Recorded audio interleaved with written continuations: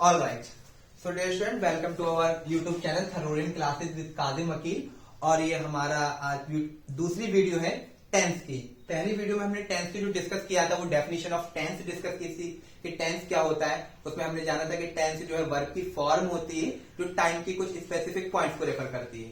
फिर इसके साथ साथ हमने ये भी डिस्कस किया था कि जो टाइम है वो डिसाइड करता है टेंस को, ना कि टेंस डिसाइड करता है टाइम को। इसका मतलब ये था कि जो आप टेंस वर्ब की फॉर्म को टाइम के अकॉर्डिंग यूज करते हैं, ना कि टाइम के अकॉर्डिंग वर्ब की फॉर्म को। ठीक है, आज हम उसी वीडियो को कंटिन्यू करते हैं और आज जानेंगे कि कौन सी वर्ब्स होती हैं जो टेंस बनाने में सबसे वाइटल रोल प्ले करती हैं। सो ऑलराइट डियर स्टूडेंट्स, आज हम जानेंगे कि ऑक्सिलरीज क्या होती हैं। ऑक्सिलरीज, और ऑक्सिलरीज में भी हम प्राइमरी ऑक्सिलरीज के बारे में पढ़ेंगे। ये प्राइमरी ऑक्सिलरी होती क्या है और ये क्या काम करती हैं। सो मैं आपको बताता हूं कि प्राइमरी ऑक्सिलरीज क्या होती हैं। प्राइमरी ऑक्सिलरीज जो है ये हेल्पिंग वर्ब्स होती हैं जो कि हमें हेल्प करती है टेंस बनाने के लिए। कैसे हेल्प करती है टेंस बनाने के? एक्चुअली ऑक्सिलरी का मतलब आप लोगों को पता होगा कि जो ऑक्स केबल आप सब लोगों के कार में होता है, जो भी कार्स हैं जिनके पास, उनमें ऑक्स केबल आती है। ऑक्स का मतलब हेल्प करना होता है। तो प्राइमरी ऑक्सिलरीज भी हेल्पिंग वर्ब्स होती हैं जिनका यूज आप मेन वर्ब के साथ करते हो टेंस बनाने के लिए। ठीक है, तो इसकी हम डेफिनेशन लिख लेते हैं कि these are the helping verbs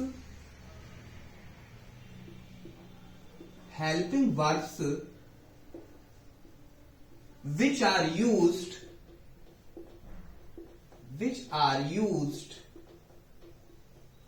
with the main verb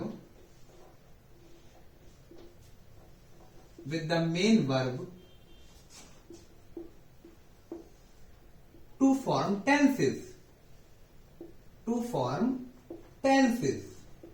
क्या होती है प्राइमरी ऑक्सिलरीज? प्राइमरी ऑक्सिलरीज ऐसी हेल्पिंग वर्ब्स होती हैं जिनका यूज आप करते हो मेन वर्ब के साथ टेंस बनाने के लिए। अब क्या क्या होती हैं प्राइमरी ऑक्सिलरीज, अब हम वो जानते हैं। तो देखिए, इंग्लिश में सिर्फ 3 प्राइमरी ऑक्सिलरीज हैं जिनका आप यूज करोगे टेंस बनाने के लिए। वो क्या क्या है? पहली हमारी प्राइमरी ऑक्सिलरी है बीई, और दूसरी जो प्राइमरी ऑक्सिलरी है वो डू है। तीसरी हमारी प्राइमरी ऑक्सिलरी हैव है। These are the 3 primary auxiliaries which are used with the main verb to form tenses. अब हम ये जानते हैं कि बीई क्या काम करती है, डू क्या काम करती है और हैव क्या काम करती है। तो मैं आपको बताता हूं, बीई जो है वो कॉन्टिन्यूअस टेंस की हेल्पिंग वर्ब है और प्राइमरी ऑक्सिलरी है। It is a helping verb of continuous tense. जितने भी आप कॉन्टिन्यूअस टेंस यूज करते हैं उन सब में जो हेल्पिंग वर्ब है वो बीई को यूज करते हैं। अब क्या होती है, थोड़ा सा बीई के बारे में और जान लें। बीई की जो है, देखिए, डिफरेंट फॉर्म्स होती हैं। बीई की प्रेजेंट में जो फॉर्म होती है वो इज, एम, आर, ये प्रेजेंट फॉर्म है बीई की। ठीक है, अब बीई की जो पास्ट फॉर्म होती है वो वॉज और वर होती है। बीई की पास्ट फॉर्म वॉज और वर होती है। बीई की परफेक्ट फॉर्म बीन होती है और बीई की कॉन्टिन्यूअस फॉर्म बीइंग होती है। मैंने आपको बताया कि बीई जो है कॉन्टिन्यूअस टेंस की प्राइमरी ऑक्सिलरी है, कॉन्टिन्यूअस टेंस की हेल्पिंग वर्ब है। अब this is very important point, जितने भी कॉन्टिन्यूअस टेंसेस होते हैं वो सारे के सारे, उनमें जो मेन वर्ब में वर्ब की आईएनजी फॉर्म यूज होती है।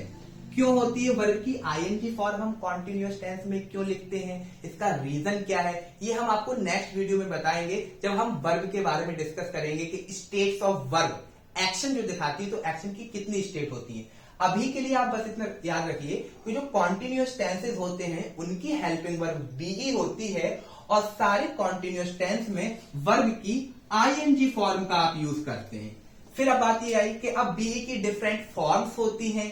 इज एम आर, ये बी की प्रेजेंट फॉर्म है। इनको अगर आप इज एम आर को एज ए हेल्पिंग वर्ब आप यूज करते हो तो इनके अंदर मेन वर्ब में वर्ब की आईएनजी फॉर्म का आप यूज करोगे।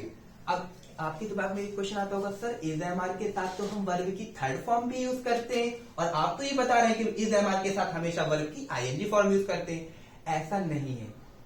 जब आप इज एम आर के साथ वर्ब की थर्ड फॉर्म एक्टिव और passive structure, actually passive structures में यूज करते हो, और हमारा fourth video concept of voice पर होगा जिसमें आपको ये वाली बात भी क्लियर हम करेंगे, ठीक है। तो अभी के लिए आप क्या रखेंगे कि इज एम आर के साथ वर्ब की आईएनजी फॉर्म यूज करते हैं आप प्रेजेंट कॉन्टिन्यूअस टेंस में, ठीक है। जो बी की पास्ट फॉर्म है वो वॉज और वर है। जब आप वॉज और वर्ब को as a helping verb use करते हो तो ये पास्ट टेंस की हो जाती है। इसके साथ भी आप वर्ब की आईएनजी फॉर्म का यूज करोगे, ठीक है। फिर ये आता है कि कोई भी कॉन्टिन्यूअस टेंस होगा वो बिना वर्ब की आईएनजी फॉर्म के नहीं बन सकता।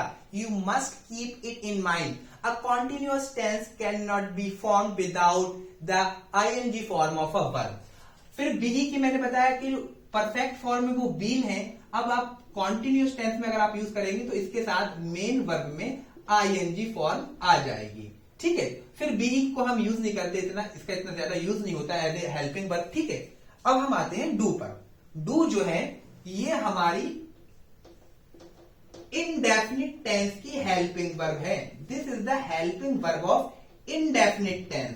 जितने भी इनडेफिनिट टेंसेस होते हैं उन सबकी हेल्पिंग वर्ब डू है।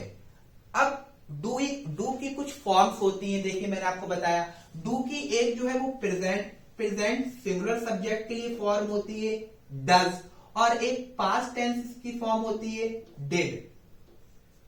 नाउ अभी जो मैं आपको पॉइंट बता रहा हूं, this is extremely important. Do is the helping verb of indefinite tense, alright. Does is the present singular form of do and did is the past form of do, all right। और did हमारी do की past form है। Now this is very important point।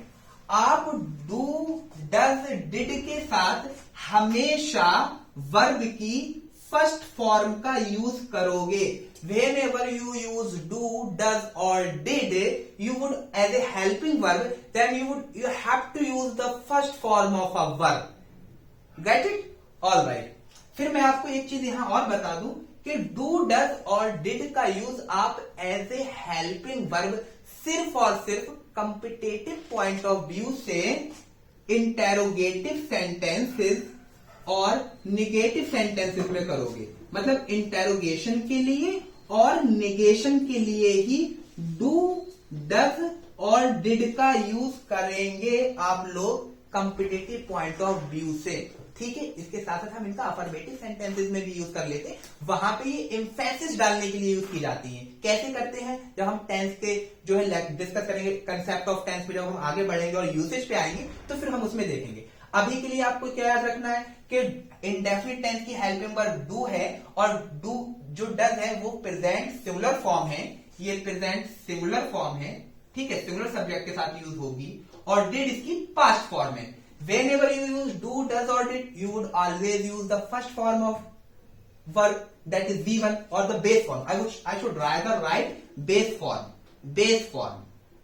Base form आप use करेंगे। This is the proper term. ठीक है। और do, does, did का यूज कब करेंगे, इंटेरोगेशन और निगेशन के लिए, इंटेरोगेटिव और निगेटिव स्ट्रक्चर्स के लिए, ठीक है। अब आप पूछेंगे सर अफर्मेटिव में क्या करेंगे, तो वो भी हम आपको बताएंगे। जब आइडेंटिफिकेशन ऑफ टेंस में बताएंगे क्या प्रेजेंट इंडेफिनिट का टेंस होगा, अफर्मेटिव में आपकी वर्ब की फर्स्ट फॉर्म या ऐसी या बेस फॉर्म यूज करोगे, ठीक है। पास्ट इंडेफिनिट का होगा तो वर्ब की सेकंड फॉर्म यूज करोगे। That is the part of identification of tense, alright. इतना बता दिया, ठीक है। अब हम आ जाते हैं एक हैव पर। हैव जो है वो परफेक्ट टेंस की हेल्पिंग वर्ब है। This is the helping verb of perfect tense, got it. अब हैव की फॉर्म्स होती हैं, ठीक है। जब हैव को आप as a helping verb use करते हो तो ये परफेक्ट टेंस की हेल्पिंग वर्ब होती है। हैव की एक प्रेजेंट सिंगुलर फॉर्म होती है हैज, ठीक है। इसकी एक पास्ट फॉर्म होती है हैड, और ये V2 फॉर्म होगी और इसकी V4 फॉर्म होती है, V4 फॉर्म भी हैड ही होती है और कॉन्टिन्यूअस फॉर्म इसकी हैविंग होती है। Anyway this is very important point. आप जब भी हैव को as a helping verb use करते हो तो वो परफेक्ट टेंस की हेल्पिंग वर्ब होती है, और हैज हैड ये भी हैव की ही वेरी ड्राइव्ड फॉर्म्स हैं। Now point to be noted, have has had के साथ हमेशा वर्ब की थर्ड फॉर्म आएगी as a main verb. This is very important point. अगर आप हैव हैज हैड को हेल्पिंग वर्ब की तरह यूज करोगे तो इसके साथ हमेशा वर्ब की थर्ड फॉर्म आएगी। ऐसा नहीं कि कहीं भी हैव हैज और हैड लिखा है तो वर्ब की थर्ड फॉर्म आएगी। वहां पे आपको चेक करना है कि क्या वहां has have had helping verb की तरह काम कर रहा है या नहीं कर रहा है। अब कहां पर हेल्पिंग वर्ब की तरह काम करेगा, कहां ये मेन वर्ब की तरह काम करेगा, this is a part of identification of tense. ठीक है, तो अभी तक हमने क्या सीखा कि जो प्राइमरी ऑक्सिलरीज होती है ये हेल्पिंग वर्ब होती हैं जिनका यूज आप करते हो मेन वर्ब के साथ टेंस बनाने के लिए। अब हमारे पास तीन ही प्राइमरी ऑक्सिलरीज हैं।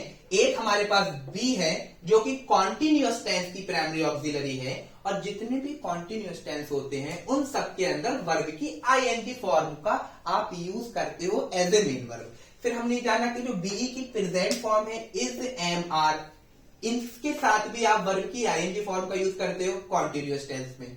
फिर बीई की पास्ट फॉर्म में वॉज और वर्ब, इसके साथ भी वर्ब की आईएनजी फॉर्म का यूज करते हो। परफेक्ट फॉर्म में बीन, इसके साथ भी वर्ब की आईएनजी फॉर्म यूज करते हो। फिर हमने ये जाना कि जो इंडेफिनिट टेंस है वो उनकी जो हेल्पिंग वर्ब है वो डू है। डू की एक सिंगुलर फॉर्म डज होती है जिसको प्रेजेंट फॉर्म भी बोलते हैं, और एक डिड होती है। डू डज डिड के साथ हमेशा बेस फॉर्म जिसको आप लोग वर्ब की फर्स्ट फॉर्म बोलते हो इसका यूज होता है। अब एक बात हमने नई ये जानी कि डू डज डिड का यूज हमेशा हम लोग इंटेरोगेटिव और नेगेटिव स्ट्रक्चर्स के अंदर करते हैं। फिर हमने ये जाना कि हैव जो है वो परफेक्ट टेंस की हेल्पिंग वर्ब है। हैव की एक फॉर्म हैज होती है प्रेजेंट सिंगुलर फॉर्म, फिर हैड होती है पास्ट फॉर्म जो V2 फॉर्म जिसको आप बोलते हो, और हैड परफेक्ट फॉर्म। अब आपके दिमाग में एक क्वेश्चन ये आता होगा कि सर आपने कॉन्टिन्यूअस टेंस लिख दिया, परफेक्ट लिख दिया, इंडेफिनिट लिख दिया, लेकिन एक तो इसमें रह गया परफेक्ट कॉन्टिन्यूअस, उसकी तो आपने हेल्पिंग वर्ब नहीं बताई। वो भी मैं आपको बताता हूं कि उसकी हेल्पिंग वर्ब क्या होती है। सो आई होप आपने इसका स्क्रीनशॉट ले लिया होगा। मैं इस वाले पार्ट को रफ कर देता हूं, ठीक है। ऑलराइट, अब देखिए आप लोग परफेक्ट कॉन्टिन्यूअस टेंस की हेल्पिंग वर्ब क्या होती है। आप सबसे पहले ये देखिए कि इसमें दो चीजें हैं। परफेक्ट कॉन्टिन्यूअस टेंस होता क्या है ये हम आगे वाले फोर्थ वीडियो में आपको बताएंगे। पर अभी हम सिर्फ और सिर्फ वो जान रहे हैं कि कौन से टेंस में कौन सी हेल्पिंग वर्ब का यूज किया जाता है, कौन से टेंस में कौन सी हेल्पिंग वर्ब का यूज किया जाता है। अब आप देखें इसमें दो बातें हैं, एक परफेक्ट और एक कॉन्टिन्यूअस। मैंने आपको बताया कि जब भी कभी आप जो है कॉन्टिन्यूअस टेंस का यूज करेंगे तो वहां पर मेन वर्ब में आईएनजी फॉर्म आएगी, कोई भी कॉन्टिन्यूअस टेंस है। A continuous tense can not stand without a verb ING form, ठीक है। ऑलराइट, अब आप देखो मैंने आपको बताया हमें इसकी हेल्पिंग वर्ब पता लगाना है। तो परफेक्ट टेंस की हेल्पिंग वर्ब आप सब लोगों को पता है हैव है, परफेक्ट टेंस की हेल्पिंग वर्ब हैव है, और आप सब लोगों को पता है कॉन्टिन्यूअस टेंस की हेल्पिंग वर्ब बी ही है। तो अब परफेक्ट टेंस परफेक्ट भी है और कॉन्टिन्यूअस भी है। अब हमें इसकी हेल्पिंग वर्ब का यूज करना है। अब आप कहें, एक मिनट देखिए कि अगर आप हैव के साथ बी की कौन सी फॉर्म यूज कर पाएंगे। हैव की प्रेजेंट सिंगुलर फॉर्म हैज हो जाएगी और ये हैड हो जाएगी। अब अगर आप हैव के साथ कोई फॉर्म यूज कर पाएंगे तो वो बी तो कर नहीं पाएंगे क्योंकि हैज हैव हैड के साथ हमेशा वर्ब की थर्ड फॉर्म आती है। इज एमआर भी नहीं कर पाएंगे, वॉज वर्ब भी नहीं कर पाएंगे। तो अब हैज हैव हैड के साथ अगर कोई फॉर्म यूज करेंगे बी की तो वो सिर्फ और सिर्फ बीन ही कर सकते हैं। क्या चीज? बीन, क्योंकि बीन वर्ब की थर्ड फॉर्म है, परफेक्ट फॉर्म है। ऑलराइट, अब इसके साथ आप वर्ब की आईएनजी फॉर्म को as a main verb use करेंगे। तो जब भी आप परफेक्ट कॉन्टिन्यूअस टेंस यूज करेंगे तो वहां पर जो हेल्पिंग वर्ब होती है वो हमारी दो होती है, एक परफेक्ट टेंस की हैव और दूसरी कॉन्टिन्यूअस टेंस की बी। तो बी हैज हैव हैड के साथ तो बीन ही लिख पाओगे आप, ऑलराइट, और फिर यहाँ पर मेन वर्ब में आईएनजी फॉर्म। तो गाइस आज हमने प्राइमरी ऑक्सिलरी सीखा। अब नेक्स्ट वीडियो में हम जो है वो ये जानेंगे कि एक्शन ऑफ अ वर्ब का मतलब क्या होता है, स्टेट्स ऑफ अ वर्ब का मतलब क्या होता है, इंडेफिनिट का मतलब क्या होता है, कॉन्टिन्यूस का मतलब क्या होता है, परफेक्ट का मतलब क्या होता है और परफेक्ट कॉन्टिन्यूस का मतलब होता है। So I hope you would have enjoyed the video. Allah Hafiz.